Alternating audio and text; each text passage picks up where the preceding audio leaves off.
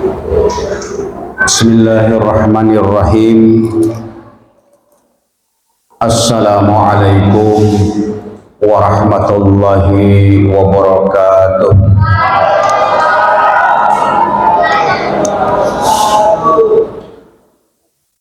Alhamdulillahillazi arsala rasulahu bil huda wa dinil haqq liyuzhirahu ala dini kullihi wa kafa billahi syahida.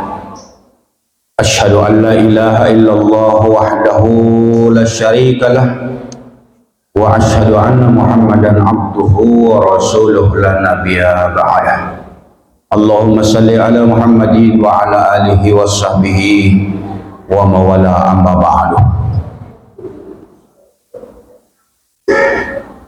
Bapak Ibu jamaah sholat isya dan taraweh Masjid Al-Muhajirin yang insya Allah sama-sama dirahmati dan diberkahi Allah Subhanahu wa Ta'ala. Mari senantiasa kita memanjatkan puji syukur kehadirat Allah Subhanahu wa Ta'ala yang dengan limpahan rahmat karunia hidayahnya pada malam hari ini kita masih diberikan nikmat oleh Allah untuk kita bisa hadir menunaikan dari sekian banyak kewajiban kita sebagai seorang muslim, yakni sholat fardu isya, dan insya Allah nanti kita lanjutkan pula dengan sholat sunnah tarawih. Berselawat kita kepada Nabi, Allahumma salli ala Muhammad wa ala Muhammad, yang berkat perjuangannya, pengorbanannya, mujahadahnya Islam sampai kepada kita sekalian. Bapak Ibu yang dirahmati Allah Subhanahu wa Ta'ala, mohon izin waktunya sebelum kita sama-sama tarawih kultum kuliah 7 menit atau 17 menit. Sekali lagi mohon izin Bapak Ibu untuk minta waktunya, bersabar sekedar untuk kita berbagi. Bapak Ibu yang dirahmati Allah Subhanahu wa Ta'ala, alhamdulillah malam ini kita sudah masuk hitungan 10 dan 11. Betul Pak ya? 10 dan 11. Berarti 10 pertama udah kita sedang akhiri malam ini. Dan hampir kita lewati 10 pertama Ramadan tahun ini. Nah, rupa-rupanya di malam yang ke-10 ini alhamdulillah jamaah kita sudah mengalami kemajuan. Memang biasanya di mana-mana kalau sudah hitungan 10 pertama, apalagi nanti 10 kedua, apalagi nanti 10 ketiga, di Masjid Surau Langgar pada maju semua. Ya. Apanya yang maju Bapak Ibu? Sapnya.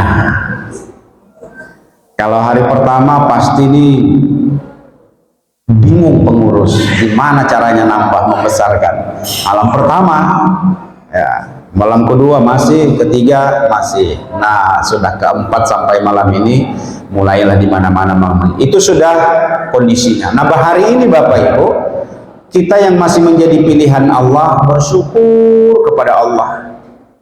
Kita masih diberikan hidayah untuk diringankan kaki, dilapangkan dada, dimudahkan kita untuk hadir pada malam hari ini. Itulah yang namanya hidayah Bapak Ibu, yang tidak bisa dibuat-buat. Kita hanya bisa berupaya berikhtiar dengan kesungguhan hati, tapi tetap hidayah itu ada dengan Allah Subhanahu wa Ta'ala. Nah, hidayah ini mahal, nggak bisa kita bayar. Berapapun uang kita, mau miliar, triliun, nggak bisa. Ya, makanya orang-orang yang berduit, milioner, orang-orang yang banyak uangnya, nggak bisa yang namanya beli hidayah itu.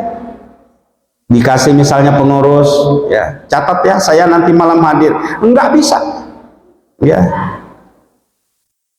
Jadi Allah nggak bisa disogok. Beda dengan pileg ya. Kalau jadi anggota dewan enak itu, ya, mudah membayarnya, itu urusan dunia. Tapi kalau akhirat nggak bisa sogok menyogok. Allah yang maha adil, Allah yang memiliki ketentuan. Maka hari ini Bapak Ibu yang diringankan langkah kakinya untuk bisa hadir dalam majelis seperti ini, bersyukur sekali. Ya, mahal. Nggak bisa kita bayar dengan berapapun uang kalau sudah hidayah diberikan oleh Allah kepada kita. Nah, Bapak Ibu yang dirahmati Allah Subhanahu wa taala, saya datang berkunjung ke sini dalam rangka mewujudkan rasa cinta saya kepada Bapak Ibu yang mudah-mudahan nanti kelak di akhirat ketika Bapak Ibu duluan masuk ke surga, lalu kemudian tidak menemukan Daud Badaruddin, Bapak Ibu tolong ada nanti yang bersedia menanyakan kepada Allah, ya Allah ya Rabbi, mana Daud Badaruddin yang dulu sempat singgah ke Al-Muhajirin menyampaikan kepada kami tentang kebaikan, tentang ajakan takwa. Kami mohon ya Allah, hadirkan juga dia di surga ini. Bersedia Bapak Ibu? Bersedia?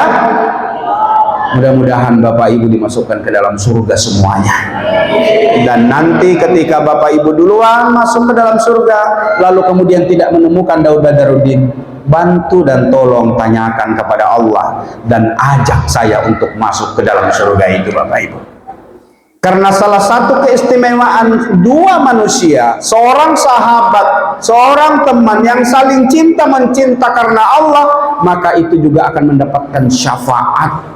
Yang saling memberikan syafaat satu dengan yang lain. Diceritakan ada dua teman, dua manusia yang saling cinta, bertemu, berpisah, berteman itu karena Allah. Lalu kemudian yang satunya dimasukkan oleh Allah ke dalam surga. Ketika dia masuk ke dalam surga, lalu kemudian tidak menemukan mana temanku, maka dia mohon kepada Allah, ya Allah ya Rabbi, disebutkanlah Fulan bin si Fulan, temanku dulu di dunia yang beramal, beribadah dengan aku, mohon hadirkan juga dia ke dalam surga ini. Nah Bapak Ibu yang dirahmati Allah Subhanahu wa taala, Ramadan ini adalah momen yang baik bagi kita semua untuk kita sama-sama memperbaiki diri, memperbaiki ibadah kita.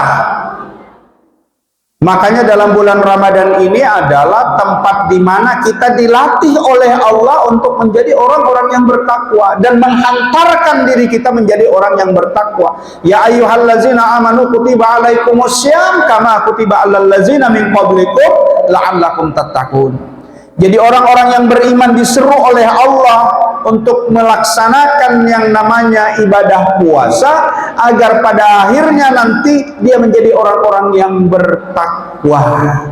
Takwa inilah yang menjadi tujuan kita yang ketika kita melaksanakan ibadah puasa ikhlas mengharap ridha Allah Subhanahu wa taala.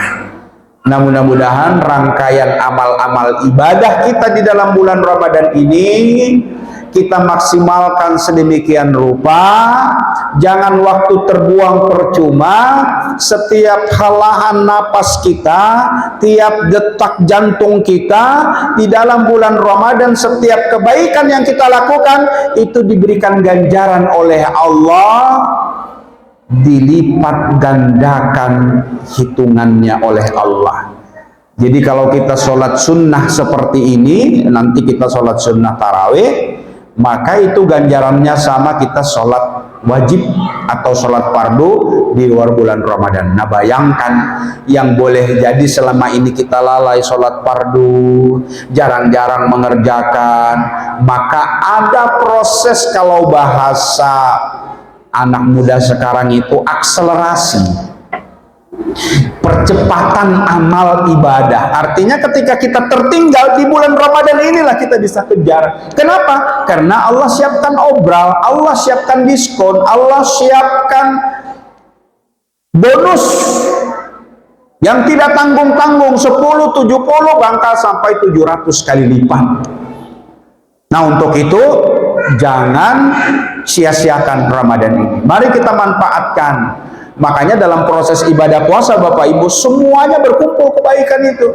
Dilatih kita sabar, khususnya sabar ya, karena sabar ini adalah menjadi keutamaan dalam melakukan ketaatan kepada Allah Subhanahu wa taala. Maka orang-orang beriman hendaknya bersabarnya itu tingkat tinggi.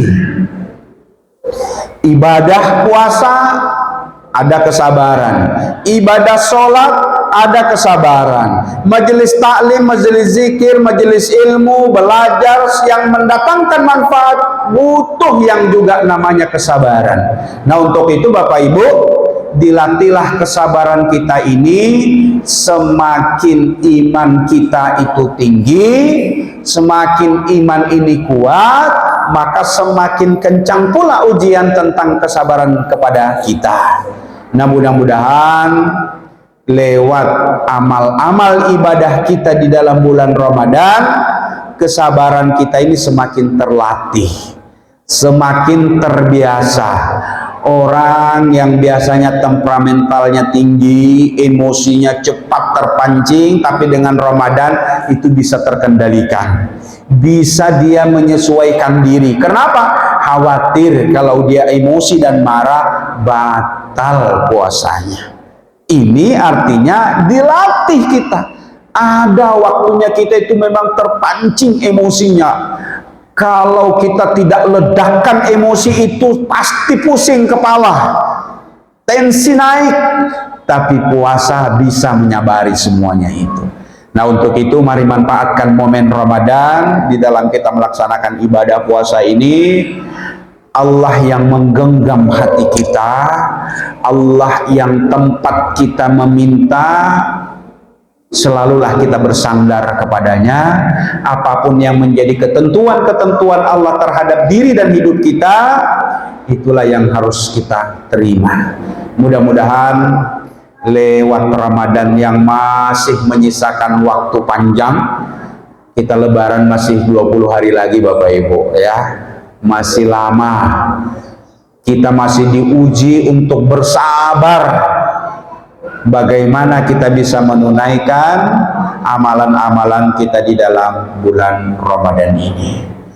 Tingkatan tertinggi kita di dalam melaksanakan ibadah puasa ini yaitu ingin Allah hantarkan kita menjadi la'allakum tattaqun. Jadi kita itu tingkatannya dalam Islam itu Bapak Ibu, kita berislam, lalu kita beriman, lalu kemudian ada disebut dengan ihsan. Maka tingkatan tertinggi dari ketiga ini itulah takwa. Kalau orang bersyahadah lalu kemudian dia menunaikan ibadah sholat, Islam dia meyakini Allah satu-satunya Rabb, kemudian Nabi, Rasul, malaikat, kitab, kemudian percaya kepada takdir, beriman dia. Ada rukun Islam kita kenal, ada rukun iman kita kenal. Nah, ihsan Bapak Ibu, ihsan itu tingkatannya lebih tinggi lagi dibanding Islam dan iman. Apa makna ihsan itu?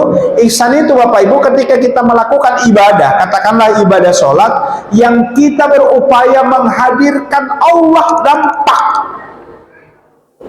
Kita bisa melihat dan merasakan kehadiran Allah, bukan kehadiran dalam bentuk jasad, tetapi sifat-sifat kemuliaan, keagungan, kebesaran Allah itu yang bisa kita hadirkan. Tapi ketika kita tidak mampu, yakinilah Allah lah yang melihat kita, Allah lah yang tahu dengan segala gerak-gerik kita. Itu yang namanya ihsan. Nah, puasa mengajarkan kepada kita tentang keberadaan Allah dimanapun kita berada. Makanya puasa itu mengontrol yang namanya kesabaran, kejujuran, keikhlasan. Karena nilai ihsan ada di dalamnya. Kenapa? Walaupun kita sendiri tanpa dilihat orang lain, kita tidak akan makan dan minum. Ya. Kemudian kita berkata, berbuat, tidak akan kita berbohong. Kita selalu jujur. Kenapa? Karena Allah yang kita rasakan kehadirannya untuk menilai, melihat apapun yang kita lakukan. Nah, tingkatan tertinggi yang ingin kita raih itulah predikat takwa. Apa takwa itu? Bahasa mudah takwa itu Bapak Ibu, mengerjakan segala perintah-perintah Allah, meninggalkan segala larangan-larangan. Itulah takwa. Nah, kalau kita ini dalam kehidupan sehari-hari bisa sudah melaksanakan apa yang menjadi perintah-perintah Allah, yang kita barengi pula dengan kemampuan kita untuk meninggalkan apapun yang menjadi larangannya, itulah yang dimaksudkan dengan takwa. Jadi takwa itu Bapak Ibu ada dua indikator. Allah memerintahkan kita untuk mengerjakan apa yang menjadi kewajiban kita. Yang kedua, Allah melarang apa yang tidak boleh kita lakukan. Di antara dua ini Bapak Ibu, antara menjalankan perintah dan meninggalkan larangannya, mana kira-kira yang mudah? Bu, ada dua indikator takwa itu.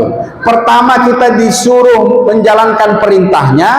Yang kedua, kita dilarang untuk mengerjakan apa yang dilarang. Artinya kebaikan dengan keburukan.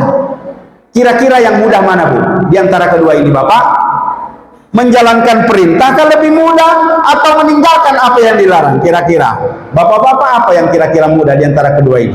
Menjalankan perintahkah atau meninggalkan larangan yang mudah? Ibu-ibu, yang mudah kira-kira mana di antara kedua ini? Mengerjakan lebih mudah atau meninggalkan yang dilarang?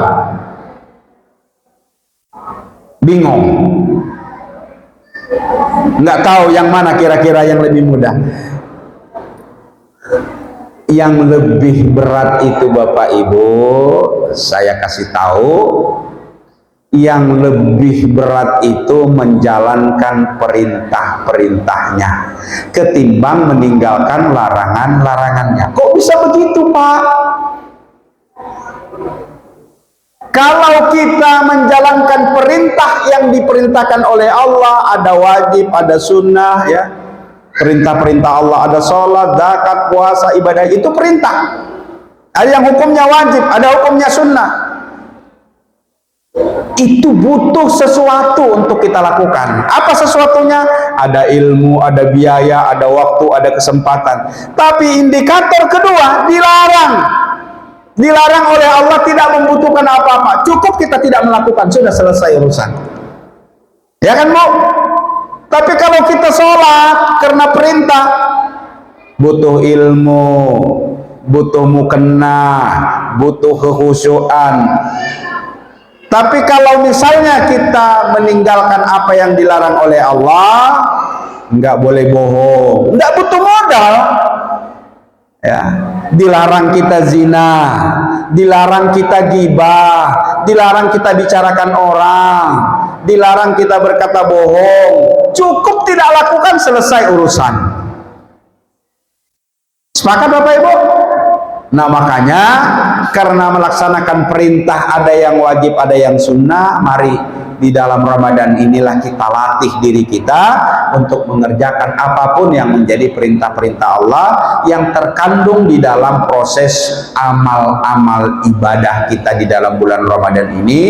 Maka dalam bulan Ramadan ini tidak hanya sekedar kita berpuasa, tetapi kelengkapan penyempurna ibadah puasa itu kita juga melakukan amaliyah-amaliyah Ramadan yang lain. Salah satunya kita masih menggemarkan untuk sholat sunnah taraweh di surau, di langgar, di masjid. Untuk apa?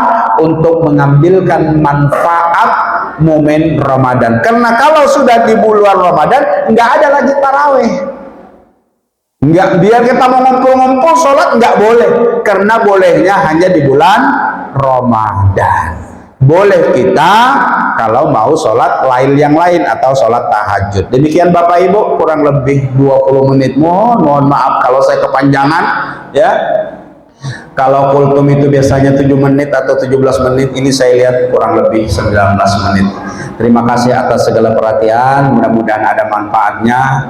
Sekali lagi saya berterima kasih kepada pengurus ya yang sudah menerima kehadiran saya pada malam hari ini. Mudah-mudahan Allah memanjangkan umur kita, memberikan kesehatan lahir dan batin kepada kita, memberikan kekuatan kepada kita, dan minta kepada Allah di dalam setiap sujud terakhir kita, ya Allah ya Rabbi, istiqomahkan kami dalam ibadah kepadamu, karena itulah yang nanti mempertahankan amal-amal ibadah dan amal-amal kebaikan kita sampai nanti selesai Ramadan. Demikian, lebih kurangnya sekali lagi mohon dimaafkan. Subhanakallahumma wa bihamdika asyhadu an la ilaha anta astaghfiruka wa atubu ilaik. Assalamualaikum warahmatullahi wabarakatuh.